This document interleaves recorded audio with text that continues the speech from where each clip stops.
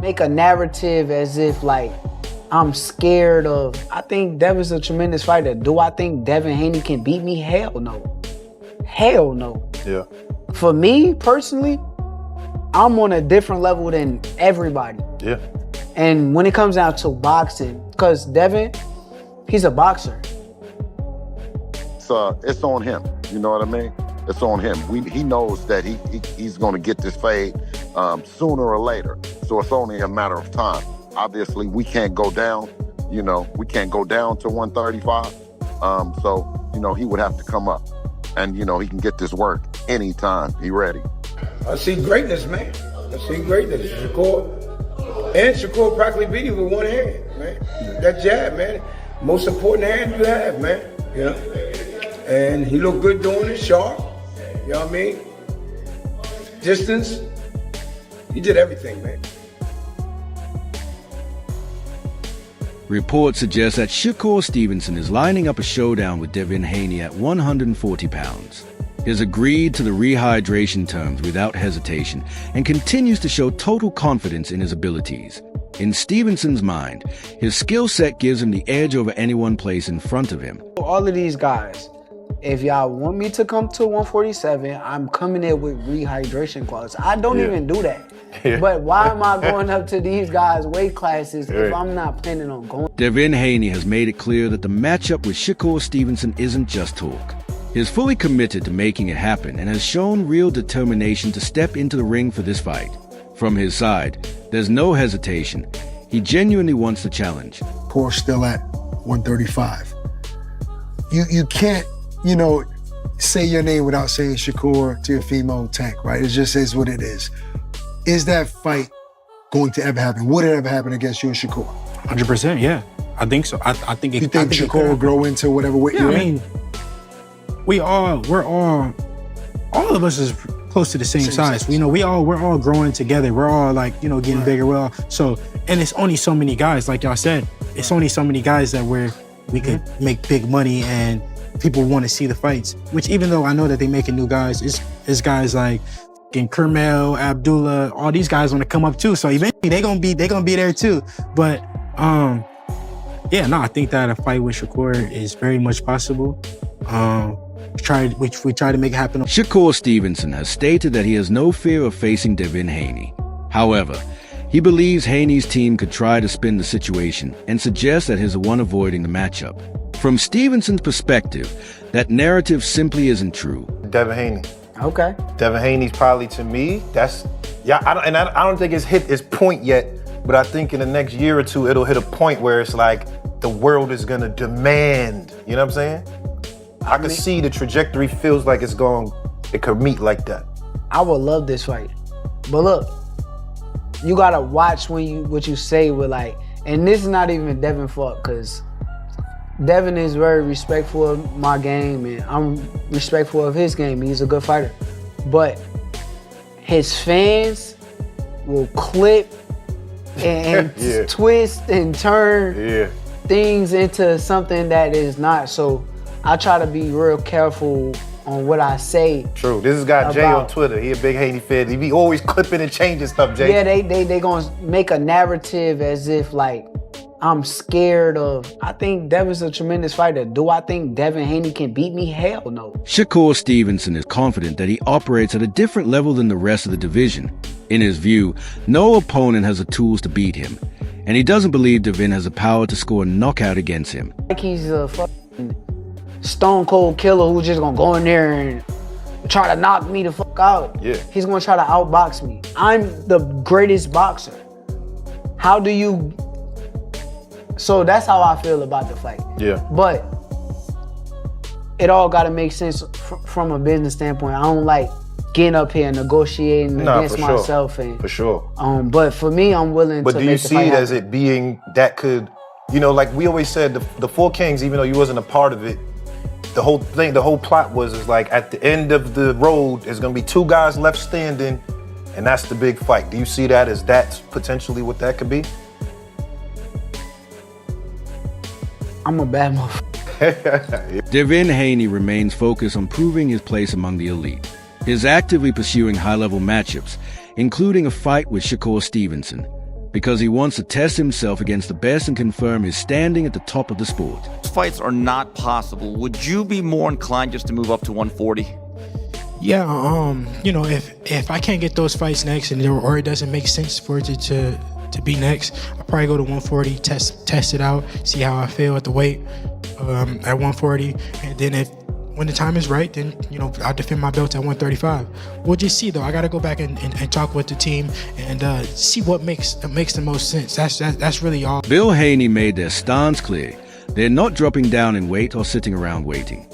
If anyone wants to face Devin, they'll have to come up to 140 pounds and meet him there. He didn't become undisputed yet. They didn't mention the franchise belt, which directly impacted Devin's career early on, right? And it seemed like, I was saying this on my live earlier, you tell me what you think about this, but it seems to me like there's a lot of people that have tried to block y'all ambition, right? Between you signed to the wrong company, you know, Loma not taking the Devin fight, Tio not taking the Devin fight, Rolly saying he just don't want to fight Devin.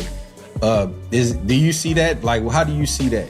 You know, as far as like, people know you're ambitious, they know you want to be unified, they know you want to be undisputed, so they put all these obstacles up and they make it hard for you to achieve what you're trying to achieve. Absolutely. I think it's been historic in the way that they've done. He also emphasized that the fight can be arranged whenever the opponent decides they're prepared to step up and take it. So we must keep our composure and our patience and understand that it's part of the process when you're that good. You know what I mean? We can't say it any other way. You know, they're running out of narratives. You know what I'm saying? And you know, it's what the people want to see. We don't never say, okay, you know, well, this guy has done something wrong or he did bad business, so, you know, we'll never do it. Obviously, you know, when we go through negotiations and we spend time in there, whether it's put something together for Richard Hitchinson, for him to come back later and to say, you know, yeah, I want that fight. Well, when we were trying to make the fight, we couldn't. You didn't want to negotiate. You went somewhere else. When we were negotiating with Shakur Stevenson, instead of him negotiating with us, he said that he's going to go somewhere. Tim Bradley believes Shakur Stevenson has the ability to carve out an even bigger legacy than Terence Crawford. He makes it clear that this isn't a slight toward Crawford. In Bradley's view, Crawford already sits among the sport's all-time greats, a multi-division world champion whose resume speaks for itself. But Bradley sees something similar in Stevenson. He feels Shakur carries the same level of natural talent, ring intelligence, and overall skill set that allowed Crawford to dominate for years, and possibly even more room to grow. According to Bradley, the comparison isn't about chasing the exact same accomplishments, like collecting multiple undisputed titles or moving across numerous weight classes. Instead, it's about timing and opportunity. He points out that during Crawford's rise, boxing politics often blocked major fights from happening when they should have.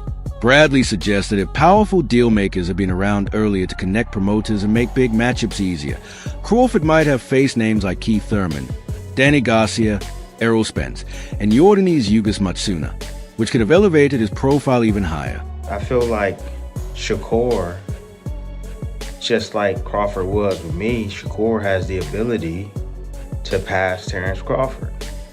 Listen up. Now, not in the sense of becoming three-time undisputed and, you know, going up to, you know, that many weight classes. Not from that standpoint. You know, he already has 4 weight classes. Crawford is a 5-weight division champion.